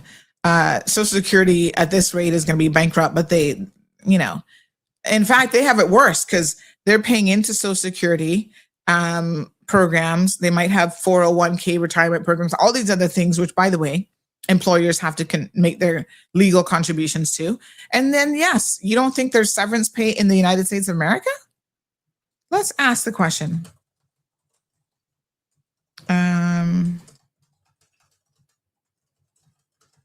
You're making it sound like Social Security is going to replace severance, and that's not what this is. That's like the equivalent of kind of like pension, but not really. So private sector workers. So federal, the Fair Labor Standards Act does not require employers to provide severance pay at all. And it's a matter of agreement between employee and employers. That's one of the things that they allow for the parties to agree upon. Many companies choose to offer severance, for example, 1 or 2 weeks of pay per year of service as a policy, or in exchange for the employee signing release of legal claims. But this is voluntary unless a contract, union agreement, or state law says otherwise. So several U.S. states have mini WARN laws that can effectively require certain separation payments when large layoffs occur. But those are targeted situations. So there's not an across the board policy, but it does look like there are a number of things that are in place. There's a formula for severance for qualifying U.S. federal civil service employees who are involuntarily separated or laid off and meet certain conditions. 1 week of basic pay for every full year of service up to 10 years, plus 2 weeks of basic pay for every full year beyond 10 years. So they have a stepping system. So beyond 10 years, they get 2 weeks. And then an age adjustment, 2.5% added for each full 3 months after age 40. All right. Well, let's leave it there. We'll be back tomorrow with some additional, I think tomorrow we actually have the Minister of Education on. So please tune in for that. And then on Friday, we're hopeful that we actually can finally get someone on in relation to the immigration changes. These are really, really big changes that are coming down the pipeline. So make sure that you tune in definitely tomorrow in Friday's show. We got some heavy hitters coming through. And then next week we're off. The following week we're off. We're on vacation. We are finding our work-life balance, and we're going to be on holiday with the hubby. Yay. See you guys tomorrow morning. Be blessed, not stressed. Thank you for tuning in to another episode of The Cold Hard Truth on Bobo 89.1 FM. Cayman's #1 talk show is live weekdays from 7:30 a.m. Never miss an episode again. Watch anytime on CMR's Facebook and YouTube channels for the latest show episodes. Don't forget to follow us online on our social media channels and visit CaymanMarlRoad.com for all the latest news and community happenings.